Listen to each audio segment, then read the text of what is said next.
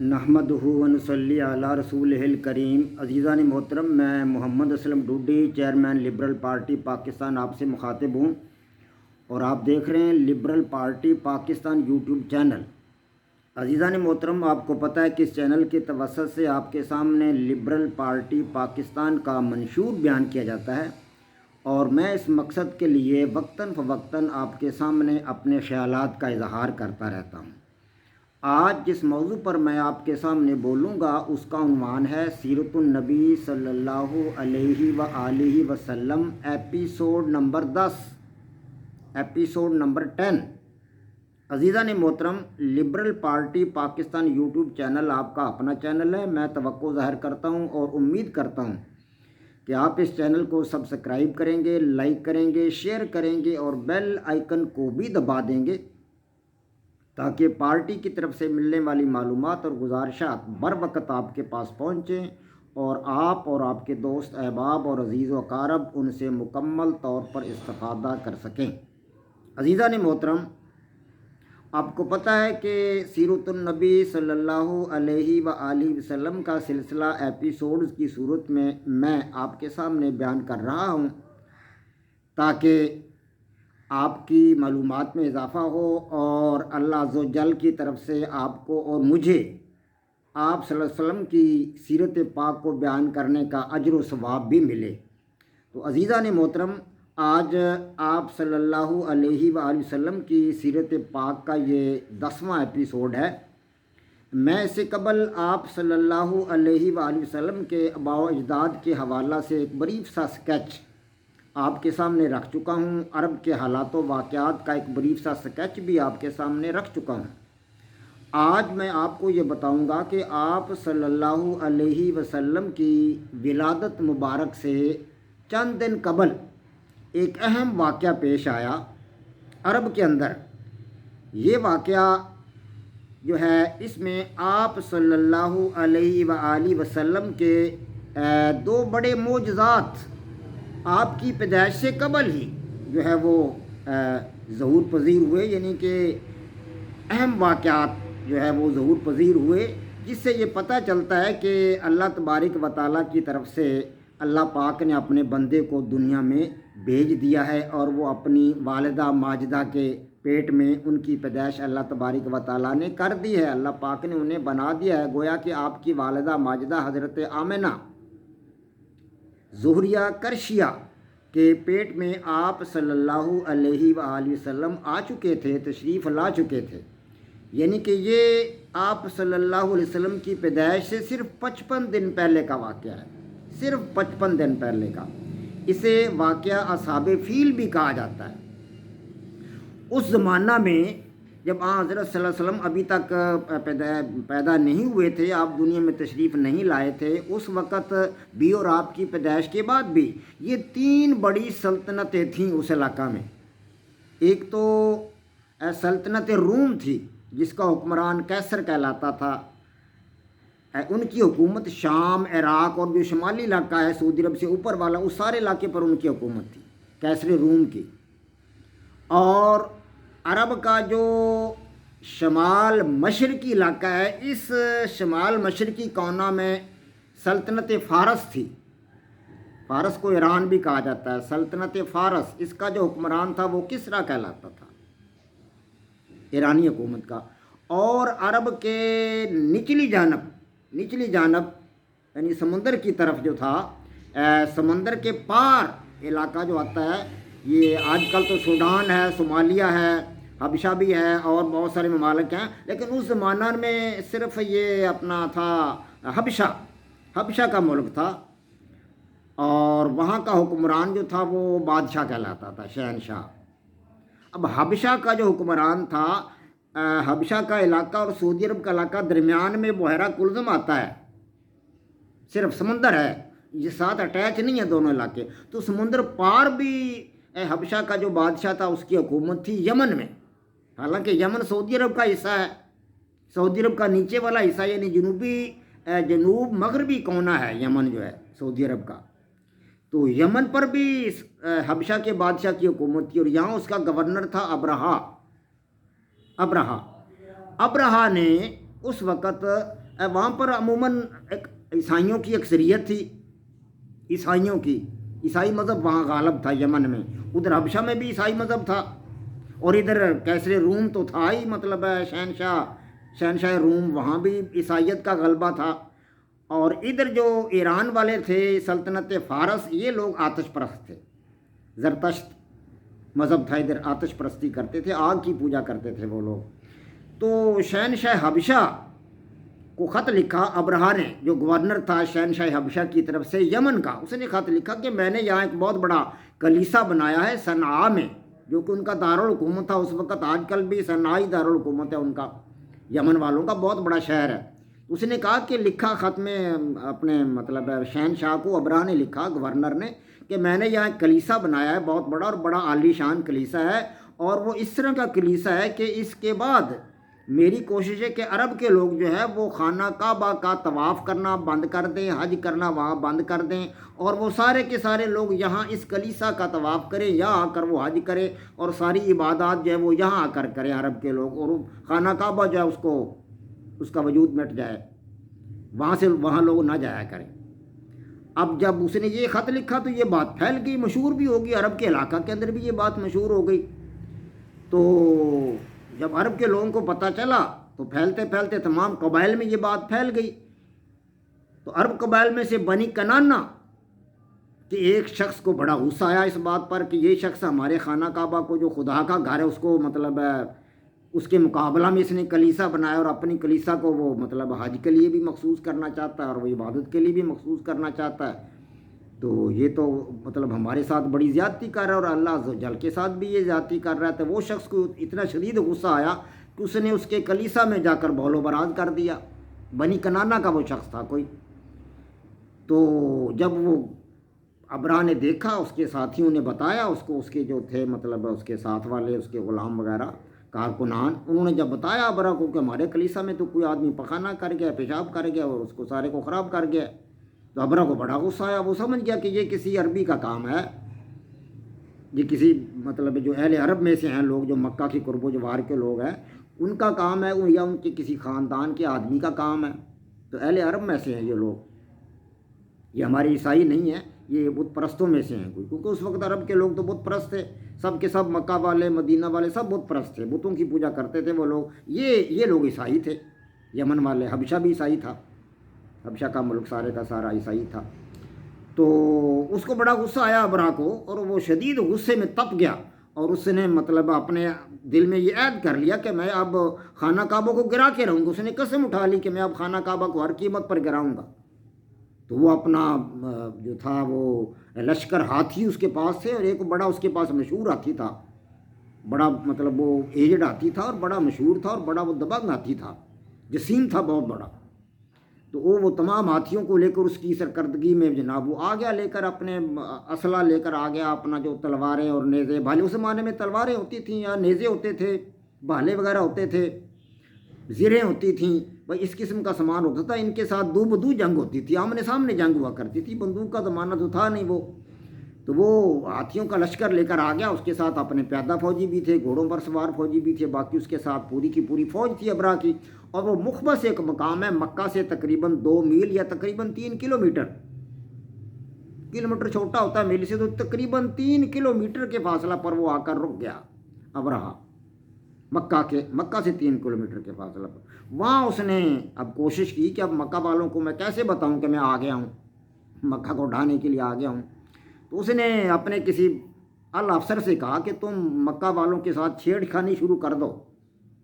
چھیڑخانی شروع کرو ان کے ساتھ، تاکہ وہ آئیں اور ہمارے مقابلے میں جائیں، ان کو پتہ چلے کہ میں آ گیا ہوں لاؤ لشکر لے کر، میرے ساتھ فوج ہے، میرے ساتھ ہاتھی بھی ہیں،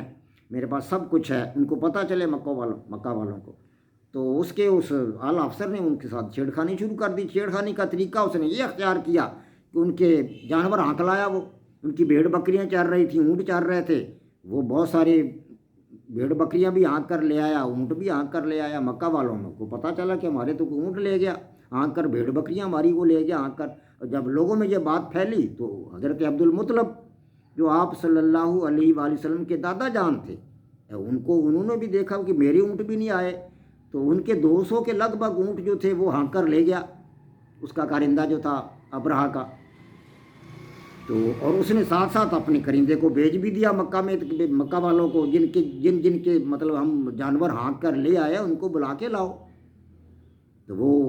مکہ اس کا نمائندہ آیا مکہ میں، تو وہ حضرت عبد المطلب کو اپنے ساتھ لے گیا۔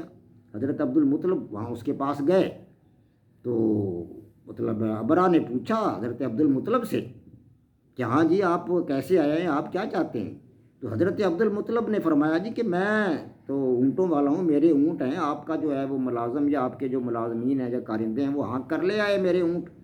200 کے لگ بھگ میرے اونٹ ہیں، اور ان کو یہ لوگ بلا وجہ لے آئے ہیں، میں تو اپنے اونٹ لینے کے لیے آیا ہوں، مہربانی کر کے میرے اونٹ مجھے آپ دے دیں۔ تو ابرا بڑا حیران ہوا اور بڑا متعجب ہوا، اور وہ کہنے لگا تمہیں اپنے اونٹوں کی فکر ہے کیا؟ تمہیں یہ نہیں پتہ کہ میں کیوں آیا ہوں؟ میرے پاس اتنا لاؤ لشکر ہے، اتنی میرے پاس فوج ہے، ہاتھی ہے میرے پاس، تو یہ تمہارے دھیان میں نہیں آتی بات کہ میں کیوں آیا ہوں؟ میں تو تمہارا دین ختم کرنے کے لیے آیا ہوں، تمہارا دین جو ہے اس کو مٹانے کے لیے آیا ہوں۔ تم نے جو خانہ کعبہ بنا رکھا ہے میں اس کو ڈھا دوں گا آج۔ یہ میرے پاس جو ہاتھی ہیں بڑے بڑے، یہ تو مطلب ایک پاؤں ماریں گے اور آپ تمہارا خانہ کعبہ جو ہے وہ گرا دیں گے۔ ابرا نے یہ بات کی تو حضرت عبد المطلب نے فرمایا کہ بھئی وہ میں تو اپنے اونٹوں کا مالک ہوں، خانہ کعبہ کا مالک جو ہے وہ اور ہے، میں نہیں ہوں خانہ کعبہ کا مالک، تو وہ اپنے گھر کی حفاظت کر لے گا، خود کر لے گا، میں تو اونٹوں کا مالک ہوں، مجھے میرے اونٹ دے دیجیے۔ تو ابرا بڑا حیران ہوا، اس نے حضرت عبد المطلب کی بات سن کر بڑا اس کو تعجب ہوا، لیکن اس نے اونٹ آپ کے حوالے کر دی حضرت عبد المطلب کیا۔ حضرت عبد المطلب اونٹ لے کر واپس آ گئے۔ واپس جب آئے تو انہوں نے اپنی قوم میں اعلان کر دیا کہ اے قوم، ہم پر ایک ظالم جو ہے وہ بادشاہ وہ لشکری کشی کرنے والا ہے، ہم پر وہ حملہ کرنے والا ہے، اس کے ساتھ بہت بڑی فوج ہے، اس کے پاس اسلحہ بھی ہے، تلواریں ہیں، نیزے بھالے زرے ہیں، اس کے پاس بڑا ساز و سامان ہے، ہم تو خالی ہاتھ ہیں، ہمارے پاس اتنا سامان نہیں ہے اس کا مقابلہ کرنے کے لیے، تو اس لیے آپ لوگ جو ہے وہ ادھر ادھر پہاڑوں میں چھپ جائیں، غاروں میں چھپ جائیں، پہاڑوں میں چھپ جائیں، بلندی پر اوپر چلے جائیں، پہاڑوں میں پہاڑیوں کے اندر چھپ جائیں، ادھر ادھر غائب ہو جائیں، ان کا مقابلہ ہم نہیں کر سکتے، وہ تعداد میں بہت زیادہ ہیں اور نہ ہی ہمارے پاس اتنا اسلحہ ہے۔ یہ اعلان کیا حضرت عبد المطلب نے، اور اس کے بعد وہ اپنے چند ساتھیوں کے ساتھ گئے اور خانہ کعبہ کا حلقہ پکڑ کر انہوں نے یہ دعا کی کہ اے میرے پروردگار، میں جو ہے تیرے گھر کا محافظ ہوں اور تیرے گھر کے لیے میں نے اپنے آپ کو وقف کیا ہے، اور اب جو ہے میں اپنے ساتھیوں کے ساتھ، اپنے قبیلے کے ساتھ جو ہے وہ جا رہا ہوں، کیونکہ ہم ان لوگوں کا مقابلہ نہیں کر سکتے، یہ بڑے طاقتور لوگ ہیں، ان کے پاس بڑا اسلحہ ہے اور ان کے پاس بڑے مطلب ہاتھی ہیں، اونٹ ہیں، بڑی ان کے پاس فوج ہے، تو اے میرے پروردگار، انسان جو ہے بندہ اپنے گھر کی حفاظت کرتا ہے، یہ تیرا گھر ہے اور تو ہی اس کی حفاظت فرما۔ ہاں جی، یہ انہوں نے دعا کی، اور انہوں نے کہا کہ اے میرے پروردگار، یہ اہل صلیب جو ہیں، یہ اہل صلیب جو ہے ان کی تدبیر کہیں غالب نہ جائے آپ کی تدبیر پر، اگر آپ کی تدبیر پر ان کی تدبیر غالب آ گئی تو پھر ہم تو مطلب کمزور ہو جائیں گے، مارے جائیں گے۔ اگر آپ نے یہ فیصلہ کر ہی لیا ہے میرے پروردگار، اگر آپ نے یہ فیصلہ کر ہی لیا ہے کہ آپ نے ان کو ہم پر مسلط کرنا ہے، تو پھر بتا آپ ہم سے کیا چاہتے ہیں؟ اللہ پاک بتا آپ ہم سے کیا چاہتے ہیں؟ ہم سے جو کچھ آپ چاہتے ہیں ہمیں بتا دیں، ہم وہ کرنے کے لیے تیار ہیں، ہماری جان بھی حاضر ہے، اگر آپ چاہتے ہیں تو ہم ان کے مقابلہ میں لڑیں گے، اگر آپ چاہتے ہیں تو ہم ان کا مقابلہ کریں گے اور اپنی جانیں قربان کر دیں گے، تیرے گھر کو ہم بچائیں گے، لیکن یہ تیرا گھر ہے، اس کو بچانے والا تو ہی ہے، جو تدبیر بھی تو اختیار کرے گا ہم اس پہ عمل پیرا ہوں گے، ہم اس پہ عمل کریں گے۔ یہ تقریر کر کے حضرت عبد المطلب خود بھی اپنے ساتھیوں کے ساتھ پہاڑوں پر چلے گئے۔ اتنے میں ابرا صبح کے وقت وہ بھی اپنے لال لشکر کو اس نے تیار کر لیا ابرا نے، اور مکہ کی طرف وہ بھی مطلب چلنے لگا، اس کے ہاتھیوں کو اس نے تیار کر لیا، اپنا سارا ساز و سامان، آدمی اس کے تیار، فوج اس کی تیار، ریڈی، سب گھوڑوں پر سوار، جو پیادہ تھے وہ پیادہ چلنے کے لیے تیار تھے، لیکن جب بڑے ہاتھی کو اٹھانے لگے جو قیادت کر رہا تھا باقی ہاتھیوں کی، تو وہ نہ اٹھا وہ ہاتھی اٹھا ہی نہیں، وہ بڑے انہوں نے زور مارے، بڑے اس کو ڈنڈے مارے، مطلب اس کو ڈانگیں ماری بڑی، لیکن وہ نہ اٹھا، ہاتھی اٹھا ہی نہ۔ ہاں جی، اور اگر اس کا منہ دوسری طرف کرتے تو اس وقت وہ اٹھ پڑتا اور بھاگنے لگتا، لیکن جب مکہ کی طرف اس کا منہ کرتے تو وہ بیٹھ جاتا۔ اب وہ بڑے حیران، اور اسی اسنا میں جب وہ اسی کوشش میں لگے ہوئے تھے کہ ہاتھی جو ہے وہ چلے اور مکہ کی طرف دوڑے تو باقی ہاتھی بھی اس کے پیچھے لگ جائیں گے، فوج بھی اس کے پیچھے ہوگی، لیکن وہ دوڑی، وہ اٹھ ہی نہیں رہا تھا ہاتھی۔ اسی اسنا میں اللہ تبارک و تعالیٰ کا حکم ہوا کہ ادھر مغرب کی جانب سے سمندر ہے بحیرہ کلزم، ادھر سے چھوٹے چھوٹے پرندے آئے، ابابیل ان کا نام قرآن پاک میں آتا ہے۔ تو ان کے پنجوں کے اندر کنکریاں تھیں، منہوں کے اندر بھی ایک ایک دو دو کنکریاں منہ میں تھیں، دو دو تین تین کنکریاں ان کے پنجوں میں تھیں، وہ کنکریاں پانچ پانچ چھ چھ کنکریاں ان کے مطلب پاس تھیں، منہوں میں اور ان کے پنجوں میں، اور وہ ان کنکریاں وہ غول کے غول ایسے اندھیرا چھا گیا ان کے اوپر، غول کے غول آ گیا پرندوں کے، اور ان کے اوپر وہ کنکریاں برسانے لگے۔ وہ جس پر کنکری گرتی، اس کی فوج کے جس آدمی پر بھی کنکری گرتی، اسے ایسے لگتا جیسے میرے اوپر تو مطلب کچھ چیز پھینک دی گئی ہے۔ وہ یخ مطلب ان کو بالکل ملیا میٹ کر دیا، اس لشکر کو ایسے کر دیا جیسے کھایا ہوا بھس ہوتا ہے۔ قرآن پاک میں اللہ تبارک و تعالیٰ نے سورہ فیل میں اس واقعہ کو بیان کیا ہے۔ علم بسم اللہ الرحمن الرحیم، علم ترو کیف فعل ربک باصحاب الفیل علم یجعل کیدہم فی تضلیل وارسل علیہم طیرا ابابیل ترمیہم بحجارۃ من سجیل فجعلہم کعصف مأکول۔ اللہ تبارک و تعالیٰ کے ان پرندوں نے بھیجے ہوئے ابابیل نے ان کو ایسے کر دیا جیسے کھایا ہوا بس، ہاں جی، اور وہ سب کے سب برباد ہو گئے، مٹ گئے، ختم ہو گئے، ابرا بھی مارا گیا، سب مارے گئے۔ اللہ تبارک و تعالیٰ کی یہ قدرت ہے۔ میرے پیارے نبی حضرت محمد مصطفیٰ صلی اللہ علیہ وسلم کی ولادت سے پہلے یہ آپ کے دو معجزات ہیں۔ پہلی بات تو اس میں یہ ہے کہ اللہ تبارک و تعالیٰ نے اس بات کو پسند نہیں کیا کہ گو کہ میرا محبوب جو ہے وہ بت پرستوں میں پیدا ہو رہا ہے، لیکن اللہ تبارک و تعالیٰ نے یہ بات پسند نہیں کی کہ میرے محبوب کی جو قوم ہے، میرے محبوب کا جو قبیلہ ہے، وہ کسی کا غلام بن جائے، وہ عیسائیوں کا غلام بن جائے، ابرہا کا غلام بن جائے، وہ ابرہا کی غلامی میں آ جائے میرے محبوب کا خاندان، میرے محبوب کا قبیلہ۔ اس بات کو اللہ پاک نے پسند نہیں کیا۔ یہی وجہ ہے کہ ابرہا کو اور ابرہا کے سارے لشکر کو اور اس کے ہاتھیوں کو اللہ تبارک و تعالیٰ نے مکہ سے 3 کلومیٹر پیچھے ہی تباہ و برباد کر دیا۔ ہاں جی، اور دوسری بات یہ ہے کہ یہ لوگ جو تھے نصارہ، اللہ تبارک و تعالیٰ نے نصارہ پر اپنے حبیب حضرت محمد مصطفیٰ صلی اللہ علیہ وسلم کے خاندان کو فتح دی۔ حالانکہ آپ کا خاندان تو بت پرست تھا، اس وقت تو بت پرست تھے نا سارے، اور نصارہ جو تھے وہ تو اللہ کے ماننے والے تھے، وہ تو انبیاء کے پیروکار تھے، عیسائی انبیاء کے پیروکار تھے، اس وقت بھی انبیاء کے پیروکار تھے، آج بھی یہ انبیاء کے پیروکار ہیں۔ گو کہ ہمارے آخری نبی کو یہ نہیں مانتے، اس لیے ہم ان کو مسلمان نہیں کہتے، لیکن یہ انبیاء کو تو مانتے ہیں نا، جو سابقہ انبیاء کرام ہیں ان کے وجود کو تسلیم کرتے ہیں، یہودی بھی تسلیم کرتے ہیں، عیسائی بھی تسلیم کرتے ہیں۔ اسی لیے ان تینوں مذاہب کو جو ہے الہامی مذاہب کہا جاتا ہے، اور یہ اہل کتاب ہے، عیسائی بھی اہل کتاب ہیں، یہودی بھی اہل کتاب ہیں۔ تو اہل کتاب پر اللہ تبارک و تعالیٰ نے بت پرستوں کو فتح دی، حیرانگی والی بات ہے۔ اس لیے فتح دی کہ 55 دن، اس واقعہ کے 55 دن بعد حضرت صلی اللہ علیہ وآلہ وسلم پیدا ہونے والے تھے، دنیا میں تشریف لانے والے تھے، اور اپنی والدہ ماجدہ حضرت آمنہ کرشیہ زہریہ کرشیہ کے بطن میں آپ صلی اللہ علیہ وسلم کا وجود جو تھا وہ آ چکا تھا، آپ اپنی والدہ ماجدہ کے پیٹ میں بن چکے تھے، اور 55 دن بعد آپ صلی اللہ علیہ وسلم نے دنیا میں مطلب جو تھا وہ 55 دن مطلب پہلے آپ کی ولادت سے پہلے یہ واقعہ پیش آیا، تو 55 دن بعد آپ نے پیدا ہو جانا تھا۔ تو اللہ تبارک و تعالیٰ نے یہ بات پسند کی کہ نصارہ کے مقابلے میں بت پرستوں کو فتح دیا۔ حالانکہ بت پرست جو تھے وہ نصارہ کے مقابلہ میں تو ان کا دین کمزور ہے، نصارہ کا دین بہتر ہے، وہ خدا کو ماننے والے ہیں۔ تو یہ میرے پیارے نبی حضرت محمد مصطفیٰ صلی اللہ علیہ وآلہ وسلم کے دو معجزات آپ کی پیدائش سے پہلے جو وقوع پذیر ہوئے، اور پوری دنیا جنہیں جانتی ہے، اور تاریخ کی کتابوں میں یہ درج ہے۔ وما علینا الا البلاغ۔ پاک فوج زندہ باد، پاکستان پائندہ باد۔